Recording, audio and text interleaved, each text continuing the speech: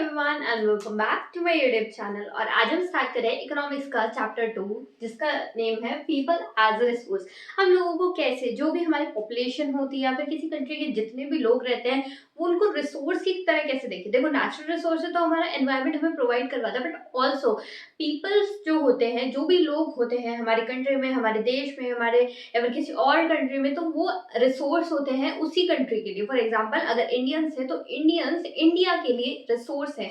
तो पीपल को, लोगों को कैसे एज अ रिसोर्स देखा जाएगा वो हम इस चैप्टर में पूरा पढ़ेंगे, ठीक है। तो the first thing we have is human capital. अब ह्यूमन कैपिटल क्या होती है? जब बेसिक से हम बात करते हैं तो ह्यूमन के बाय द ह्यूमन जो कैपिटल जनरेट होती है उसको ह्यूमन कैपिटल बोलते हैं। But you know there is a twist in this, human capital is more than the capital generated by the humans. और आज इस चैप्टर में हम यही सब पढ़ेंगे कि कैसे human capital as a resource country की इकोनॉमिक डेवलपमेंट या फिर जीडीपी को बूस्टअप करने का काम कैसे करती है, ठीक है। तो उसके हमने 3 पॉइंट्स मेन निकाले, तो वो हम पढ़ते हैं। सबसे पहले people as a resource refers to the countries working population with the productive skills and abilities. जो लोग होते हैं, देखो जब भी हम पॉपुलेशन की बात करते हैं तो किसी कंट्री की पॉपुलेशन तो वो क्या है, एक सम ऑफ पीपल है, बहुत सारे लोगों का एक सम है और उसको हमने पॉपुलेशन कह दिया।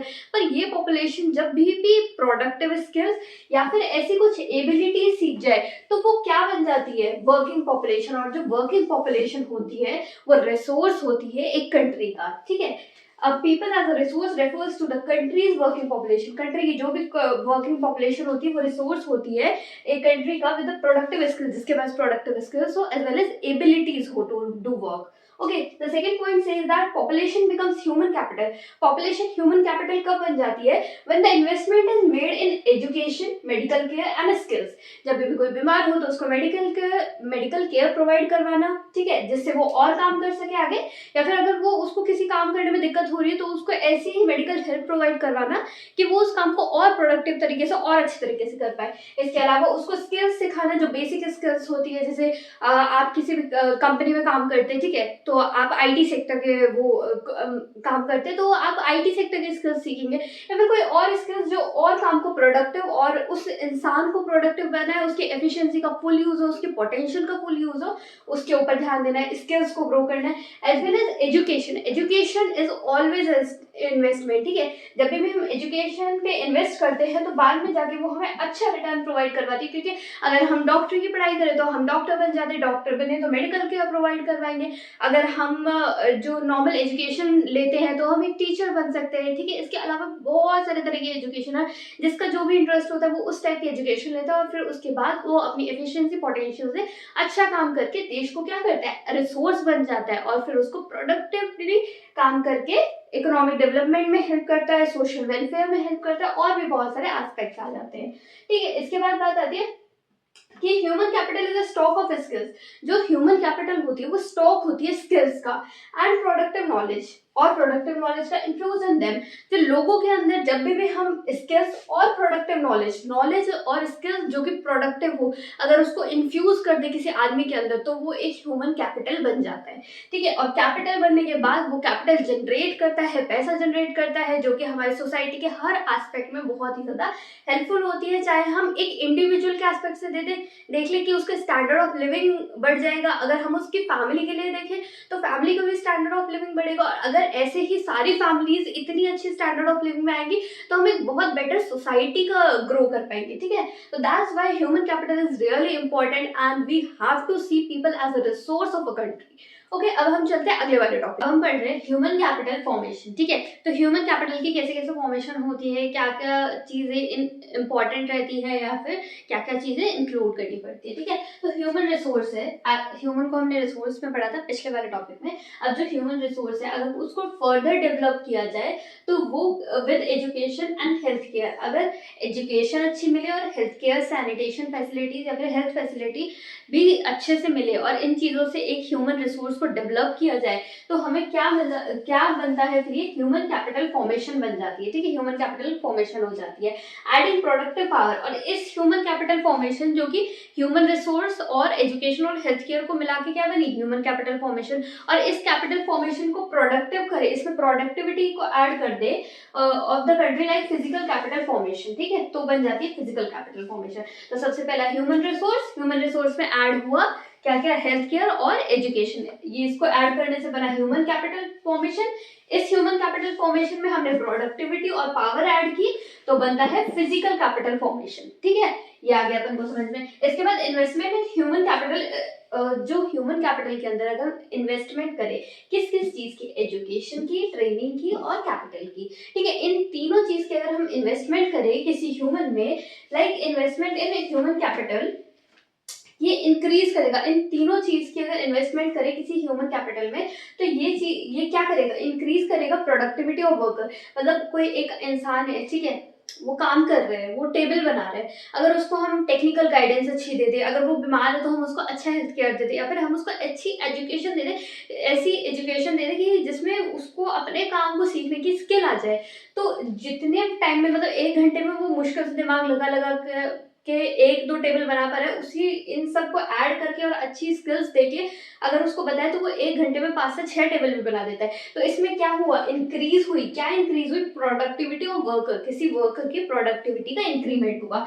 इसके बाद एजुकेटेड, ट्रेन एंड हेल्दी, अगर एजुकेशन मिले, ट्रेन किया जाए, उनको स्किल्स को ट्रेन किया जाए, एज वेल एज हेल्दी रखा जाए एनवायरनमेंट या फिर सैनिटेशन फैसिलिटी या फिर मॉडर्न हेल्थ केयर फैसिलिटी, तो better use of natural resources, तो बेटर यूज हो पाएगा नेचुरल रिसोर्सेज का। अगर कोई इंसान है वो खुद ही बीमार है और फिर एनवायरनमेंट में कितनी सारी चीजें हैं, या फिर कोई इंसान, मतलब कोई देश है वो गरीब है, जैसे हम सोमालिया ले लेते हैं, सोमालिया एक कंट्री है जहाँ पे बहुत सारे नेचुरल रिसोर्सेज है, abundance amount of natural resources है, पर वहां पे उन रिसोर्सेज को यूज करने के लिए टेक्निकल टीम नहीं है, ठीक है, उसके लोगों के पास स्किल नहीं है। तो जब भी हम बात करते हैं कि हमारे पास अगर टेक्निकल गाइडेंस ही नहीं है तो वो नेचुरल रिसोर्स तो ऐसे पड़े रहेंगे, वो वेस्ट है, तभी तो यूज हो पाएगा जब वो किसी इंसान के काम आ रहे हैं, और इंसान भी कब उनको काम ले पाएगा जब वो ह्यूमन खुद एक रिसोर्स बन पाएगा, ठीक है। तो रिसोर्स किस चीज से बनता है, एजुकेशन से, ट्रेनिंग से, स्किल ट्रेनिंग से या फिर हेल्थ से, ठीक है। अब इन तीनों से अगर वो इन्फ्यूज होगा, हेल्थ, एजुकेशन और सैनिटेशन, इन तीनों चीजों से अगर वो इन्फ्यूज होगा तभी तो वो नेचुरल रिसोर्सेज का बेटर यूज कर पाएगा, उनको और अच्छी तरह यूज कर पाएगा। कि जैसे कोई पेड़ है, पेड़ से हमने पेजेस बना दिए, पेड़ से हमने टेबल्स बना दी, या फिर और भी जितनी सारी आपकी अलग अलग तरीके की वुडन चीज काम आती है वो सब बना दी, ठीक है। अब हम ये तो वुड का एग्जाम्पल ले रहे हैं, पर ऐसे बहुत सारे abundant amount of natural resources है जिनकी वजह से प्रोडक्टिविटी भी इंक्रीज होती है और better use of natural resource भी होता है। एज वेल एज जब हम थर्ड पॉइंट में देखते हैं तो जो ये है हेल्थ, एजुकेशन और हेल्थ केयर, ये ऐड करता है क्वालिटी टू लेबर, लेबर के अंदर क्वालिटी ऐड कर देता है, बहुत ज्यादा क्वालिटी ऐड कर देता है, क्योंकि जब हम प्रोडक्टिविटी इंक्रीज हुई है तो ऑब्वियसली लेबर की क्वालिटी अच्छी हो जाएगी, और क्वालिटी अच्छी होगी तो उसको ज्यादा काम मिलेगा, ज्यादा इकोनॉमी मिलेगी, अच्छा स्टैंडर्ड ऑफ लिविंग होगा। As well as foreign exchange by exporting services, foreign exchange भी कर पाएंगे हम, सर्विसेज को एक्सपोर्ट कर पाएंगे, जो हम यहाँ पे काम करके दे रहे हैं उसमें फॉरेन एक्सचेंज में हम एक्सपोर्ट कर पाएंगे, क्योंकि हमारे लोगों के अंदर अब इतनी क्षमता आ गई है, इतनी पावर आ गई है कि वो देश का तो पूरे का काम चला रहे हैं। जैसे एक बात सोचो, सप्लाई करनी है, ठीक है, एक टेबल्स है, अब हमारे इंडिया में इतनी टेबल्स बन गई है कि हमारे पूरे इंडिया में जितनी भी टेबल्स का काम था वो कंप्लीट हो गया। अब और भी जब लेबर इतना ही स्किल्ड हो गया, इतना ही ट्रेंड हो गया है, तो हमारे पास इतनी टेबल हो गए कि हम इस चीज को, इन टेबल्स को फॉरेन एक्सचेंज मतलब एक्सपोर्ट के लिए दे रहे हैं, अपनी सर्विसेज को एक्सपोर्ट के लिए दे रहे हैं, और जब भी फॉरेन एक्सचेंज में एक्सपोर्ट होती है तो पैसा थोड़ा ज्यादा बढ़ के आता है, क्योंकि करेंसी का डिफरेंस हो गया, या फिर और भी बहुत सारे फैक्टर्स जो कि इफेक्ट करते हैं कि एक्सपोर्टिंग और ऑफ फॉरेन एक्सचेंजेस में। तो ह्यूमन कैपिटल फॉर्मेशन में इतना ही था, अब हम चलते हैं अगले वाले टॉपिक पे। Okay, now we are reading human resource is different from the natural resource or from other resources like land, physical capital etcetera, ठीक है। जो ह्यूमन रिसोर्स है वो बहुत ज़्यादा डिफरेंट है natural resources, for example land या फिर अदर रिसोर्सेज जो भी प्रेजेंट है हमारे पास। अब देखो, हमने सबसे पहले ना पढ़ा था कि ह्यूमन रिसोर्सेज क्या होता है, तो जो ह्यूमंस होते हैं वो ही एक्चुअल रिसोर्स होते हैं, फिर चाहे हमारे पास लैंड हो, ठीक है, नेचुरल रिसोर्सेज हो, कितने ही सारे एलिमेंट्स हो, न्यूट्रिएंट्स हो, सब कुछ हो, पर उसका सही उन उस नेचुरल रिसोर्स का सही यूज कौन करवाएगा? ह्यूमंस ही तो करवाएंगे। और अगर हमारे पास और रिसोर्सेज है, जैसे टूल्स हो गए, कोई भी फर्दर प्रोडक्शन के लिए, या फिर कुछ भी चीज हो गया, वो सारे सामान का यूज कौन ही कराएगा? ह्यूमंस कराएंगे ना। तो ह्यूमंस ही मेन रिसोर्स होते हैं। तो देखो, ह्यूमंस है ना, सेम चीज नहीं है, is different from other resources और नेचुरल रिसोर्सेज। ह्यूमन जो है वो डिफरेंट होते हैं अदर रिसोर्सेज या फिर नेचुरल रिसोर्सेज से। अब देखते हैं, सबसे पहले बात आती है कि लैंड है नेचुरल रिसोर्स। जो नेचुरल रिसोर्स है वो प्रोवाइड होता है एनवायरनमेंट के द्वारा। जब हम फिजिकल कैपिटल की बात करते हैं, तो object helpful for production and goods and services. तो कोई भी ऐसी गुड्स या फिर कोई भी ऐसी सर्विसेज या फिर कोई भी ऑब्जेक्ट्स, ठीक है, वो हमारी फिजिकल कैपिटल होगी। इसके बाद जब हम ह्यूमन रिसोर्स की बात करते हैं, तो ह्यूमन रिसोर्स क्या होते हैं? कोई भी इंसान जो कि इन्फ्यूज्ड हो, किस किस चीज से infuse? Knowledge, skills, with the training of skills, education and health care facilities. कोई भी ऐसा इंसान जिसको नॉलेज हो, ट्रेनिंग हो, स्किल्स की ट्रेनिंग हो, एजुकेशन हो, हेल्थ केयर फैसिलिटी मिल जाए, ठीक है, यही इंसान मिलके इन सब चीजों को एक साथ संभाल लेगा। तो जो ह्यूमन रिसोर्स है वो ही मेजर रिसोर्स है, उसके बिना काम चीजें नहीं वर्कआउट करवा सकती, ठीक है।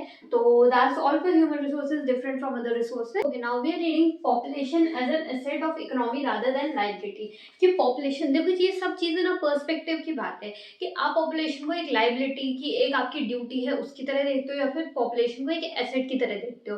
तो कोई भी कंट्री हो उसका पर्सपेक्टिव होता है, या फिर किसी भी एक इंडिविजुअल का भी पर्सपेक्टिव मैटर करता है कि वो पॉपुलेशन को एज ए लाइबिलिटी या फिर एज ए एसेट देखती है। तो उसी चीज को हम एक बार सॉर्ट आउट करेंगे, दोनों पर्सपेक्टिव पढ़ेंगे और आप देखना आपको कौन सा अच्छा लगता है, ठीक है। तो the first thing we have is population is a liability slows. अगर पॉपुलेशन को हम एक लाइबिलिटी की तरह ले, तो ये स्लो कर देती, क्या स्लो कर देती? Economic growth of a country. Economy को स्लो कर देगी, क्योंकि अगर हम उसको एक ड्यूटी ले रहे, लोग कुछ काम नहीं कर रहे, लोग बस ऐसे ही हैं, और फिर वो अगर कुछ भी काम नहीं कर रहे, तो ये क्या होगा? इकोनॉमी ऑब्वियसली धीरे धीरे नीचे जाती जाएगी। और अगर हम इनको लाइबिलिटी, ड्यूटी की तरह लेंगे, तो और क्या क्या चीजें होंगी? Population is a stock of human beings. जब हमने पहले भी पढ़ा है कि पॉपुलेशन तो बस एक स्टॉक है ह्यूमन बींग्स का, बहुत सारे Assam of people as called as population of a country, ठीक है, which demands nations resources for survival like food, health and education। जो कि डिमांड करती है, अगर वो कुछ काम भी नहीं कर रही है ना, ये सारे लोग जितने भी हैं किसी भी कंट्री में, तो वो सारे क्या डिमांड करते हैं? वो सब डिमांड करते हैं, फूड बेसिक नीड है, ठीक है, हेल्थ और एजुकेशन। अगर एजुकेशन नहीं भी डिमांड करते हैं, अगर बेसिक नीड में हम इसको नहीं इंक्लूड करें, पर फूड, हेल्थ केयर, शेल्टर और एजुकेशन तो सब करते हैं डिमांड। तो ये बेसिक्स ये डिमांड करते हैं, चाहे वो काम कर रहे हो चाहे नहीं कर रहे हो। और अगर हम लोगों को लाइबिलिटी की तरह लेंगे, तब भी ये चीज़ें तो वो मांगेंगे ना। और अगर ये चीज़ें हम उनको फ्री में देते जाएंगे या फिर कॉन्स्टेंटली उनको प्रोवाइड करते जाएंगे, तो ऑब्वियसली हमारा इकोनॉमिक ग्रोथ है वो एकदम डाउन जाता जाएगा। पर अगर इस पर्सपेक्टिव को हम चेंज कर दे और हम अगर देखें पॉपुलेशन को एज एन एसेट, तो वो कैसे होगा? But population is the most important factor resource as human capital. जो पॉपुलेशन है वो सबसे ज्यादा इंपॉर्टेंट रिसोर्स है एज अ ह्यूमन कैपिटल। कि नेचुरल रिसोर्स है वो भी इससे ही चलेगा, कि ह्यूमंस है वो अगर नेचुरल रिसोर्स का सही तरीके से यूज करेंगे, टेक्निकल गाइडेंस के साथ यूज करेंगे, स्किल्स के साथ यूज करेंगे, तो वो अच्छा से कार्व आउट होके आएगा। और जो जो पॉपुलेशन है हमारी, वो ह्यूमन रिसोर्स बन जाए, तो वो कितने अच्छे से, कितने एफिशिएंटली, कितने पोटेंशियल के साथ काम कर सकते हैं वो भी हमें पता है। और इससे क्या होगा? इकोनॉमिक ग्रोथ बढ़ेगी, स्टैंडर्ड ऑफ लिविंग बढ़ेगा, ठीक है, which make other resources work. जो ह्यूमन रिसोर्सेज है वही अदर रिसोर्सेज को वर्क करा दे, चाहे वो फिर वो नेचुरल रिसोर्स हो गया या फिर कोई ह्यूमन कैपिटल का रिसोर्स हो गया, ठीक है, या फिर कोई भी ऐसी चीज जो कि इंपॉर्टेंट रहती है किसी गुड्स, सर्विसेज या प्रोडक्शन के काम में, ठीक है, विद नॉलेज एंड स्किल्स। अब ये काम कैसे करवाएंगे? कोई ह्यूमन रिसोर्स नेचुरल रिसोर्स को कैसे वर्कआउट करवाएगा? जब उसके पास टेक्निकल गाइडेंस होगी, जब उसके पास अच्छी स्किल्स होगी, उसकी वजह से ही ना। तो human resource is a valuable asset. Human resource बहुत ही ज्यादा वैल्यूएबल एसेट है, पर अगर ये कन्वर्ट नहीं होता है ह्यूमन रिसोर्स में, अगर ह्यूमंस ह्यूमन रिसोर्स में कन्वर्ट नहीं होते, तो ये ऑब्वियसली एक लाइबिलिटी है। पर अगर ह्यूमन रिसोर्स की बात करें जाए, तो ये इकोनॉमिक ग्रोथ को बढ़ाती है, और अगर हम इसको एक लाइबिलिटी की तरह देखें ह्यूमंस को, तो ये इकोनॉमिक ग्रोथ को बहुत ज्यादा डाउन करती है। So that's all for this topic. अब हम चलते हैं अगले वाले टॉपिक पे। Okay, now we are reading importance of human capital formation, कि क्या इंपॉर्टेंस रहती है ह्यूमन कैपिटल फॉर्मेशन की। ठीक है, तो first thing we have investment in human resources. अगर हम किसी ह्यूमन या फिर कोई ह्यूमन रिसोर्स के अंदर इन्वेस्ट करेंगे, क्या क्या चीजें इन्वेस्ट करनी है? Education, medical services and health care, medical care, इन चीज़ों का अगर हम किसी ह्यूमन के अंदर इन्वेस्ट करेंगे तो हमें क्या है, हाई रेट्स ऑफ रिटर्न मिलेंगे। ठीक है, अगर हमने किसी को इंजीनियर बीटेक की पढ़ाई करवाई तो वो इंजीनियर बनेगा, वो ज़्यादा रिटर्न दे पाएगा। जितना आपने एजुकेशन में लगाया उसके लिए लाइफ टाइम के लिए वो उस चीज़ से पैसा कमा सकता है। ठीक है, पैसा कमाएगा तो इकोनॉमिक ग्रोथ होगी, इकोनॉमिक ग्रोथ होगी तो इंडिविजुअल, फिर फैमिली, फिर सोसाइटी और फिर कंट्री की। ठीक है, तो वो फ्यूचर में बहुत ज़्यादा हेल्पफुल रहती है और बहुत हाई रिटर्न का इंटरेस्ट पे करती है। इसके बाद investment on people, like same as investment in land. जैसे हम गोल्ड में इन्वेस्ट करते हैं, जैसे हम लैंड में इन्वेस्ट करते हैं, या फिर हम जगह खरीद के रख लेते हैं, कैपिटल में इन्वेस्ट करते हैं, वैसे ही अगर हम इंसानों पे इन्वेस्ट करते हैं तो भी ये उतना ही हाई रिटर्न पे करती है हमें, उतना ही हमें फ्यूचर में हेल्पफुल होती है या फिर इकोनॉमिकली बेनिफिशियल होती है, जितना कि कोई लैंड, कोई गोल्ड या फिर कोई और इन्वेस्टमेंट रहती है। इसके बाद हम चलते हैं अगले वाले टॉपिक पे। Okay, now we are reading the virtuous cycle of human development. कैसे ह्यूमन डेवलपमेंट होता है वर्चुअस साइकिल से, वो देखते हैं। देखो, जो एजुकेटेड पेरेंट्स होते हैं, जो लोग पढ़े लिखे होते हैं, जिनके पेरेंट्स पढ़े लिखे होते हैं या फिर नहीं भी होते कुछ एक्सटेंट तक, पर फिर भी अगर हम पढ़े लिखे पेरेंट्स पे आते हैं, एजुकेटेड पेरेंट्स पे आते हैं, तो invest more in education like children. जब भी हम कभी गांव या फिर ऐसी चीज़ों की बात करते हैं जो थोड़ा बैकवर्ड एरिया है और वहाँ पे लोग अगर मोस्टली गर्ल्स एजुकेशन पे फोकस नहीं करते, in a survey there's like 55% in a rural area people don't support female education at all। तो it is a great number, like more than half. ठीक है, आप समझ रहे हो, इतने सारे लोग गर्ल्स की एजुकेशन पे फोकस ही नहीं करते, जबकि अगर एजुकेटेड रखोगे तुम लोगों को तो वो तुम्हें हाई इंटरेस्ट पे करेंगे बाद में। ठीक है, तो ये हमने पिछले वाले में पढ़ा था।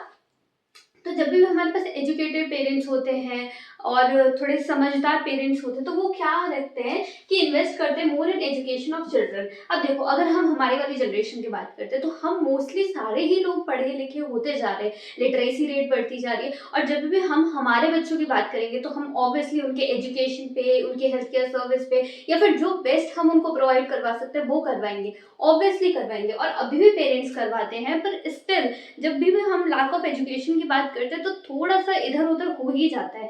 पर फिर भी अगर कोई भी पेरेंट एजुकेटेड होगा तो वो ज़्यादा एजुकेशन पे इन्वेस्ट करेगा, क्योंकि उसने देखा है पढ़ाई लिखाई से क्या क्या चीज़ें हम मिल सकती है, हम उसको अचीव कर सकते हैं, क्या क्या ऐसी चीज़ों को। ठीक है, conscious of hygiene and health care. अब देखो इसमें क्या होता है, जब भी हम बैकवर्ड लोगों की बात करते हैं तो वो काफ़ी बार वो लोग थोड़े भोले होते हैं, फिर उनको इतनी समझ नहीं होती, तो वो क्या है, सुपरस्टिशियस वाली थिंग में और आ जाते हैं कि कोई डिजीज है तो वो उसको समझते हैं कि नहीं नहीं ये तो कोई और मतलब लाइक सुपरस्टिशन है, या फिर कोई ये तो खराब चीज़ है, या फिर ऐसा नहीं है। तो जब भी एजुकेटेड पेरेंट्स होते हैं या फिर एजुकेटेड पीपल होते हैं, ठीक है, समझदार लोग होते हैं, तो वो क्या बोलते हैं कि ठीक है, अपन इस चीज़ को कैसे क्योर कर सकते हैं, या फिर ये डिजीज़ है इसका क्योर क्या है, वो उसको डॉक्टर पे ले जाएंगे और बेटर ट्रीटमेंट करवा पाएंगे, ऑब्वियस सी बात है।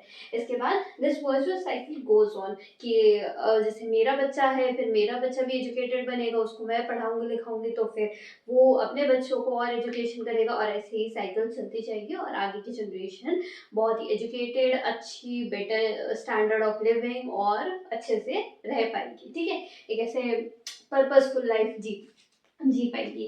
तो हम इसका एग्जांपल ले रहे हैं जापान। अब देखो, जब हमने पढ़ा था कि नेचुरल रिसोर्सेज से भी ज़्यादा इंपॉर्टेंट है ह्यूमन रिसोर्स, पर और अगर ह्यूमंस नहीं है तो नेचुरल रिसोर्सेज का कुछ नहीं हो सकता। तो इसमें ये भी बात आती है कि अगर नेचुरल रिसोर्सेज नहीं है तो ह्यूमंस क्या करेंगे, पर यही इसका बहुत अच्छा एग्जाम्पल है, बहुत ही अच्छा एग्जाम्पल है जापान। जापान एक ऐसी कंट्री है जो जो बहुत ज़्यादा हाईली अर्थक्वेक आते हैं उसमें बहुत ज़्यादा ऐसी जगह पे मौजूद है, उसका लैंड एरिया बहुत ऐसा है, लैंड मास जो है, इवन जब भी वहाँ पे सुनामी वगैरह आती है तो उसकी लैंड खसक जाती है, प्लेट्स पे पूरा देश बना हुआ है, काफ़ी सारी चीज़ें। फिर भी वहाँ के लोगों के पास बिल्कुल नेचुरल रिसोर्सेज नहीं है, फिर भी वो एक डेवलप्ड कंट्री है। अब वो कैसे? कि वहाँ के लोगों ने इतनी अच्छी एजुकेशन, इतनी ट्रेनिंग, इतनी स्किल्स और इतना काम करते हैं वो अपने देश के लिए कि उससे क्या है, वो एक डेवलप्ड कंट्री बन गई और उसके जो ह्यूमन रिसोर्स है उन्होंने बेस्ट एग्जांपल दिया पूरे वर्ल्ड को कि नेचुरल रिसोर्सेज नहीं होते हुए भी ह्यूमन रिसोर्स कैसे एक कंट्री को इतना अच्छा डेवलप कर सकते हैं।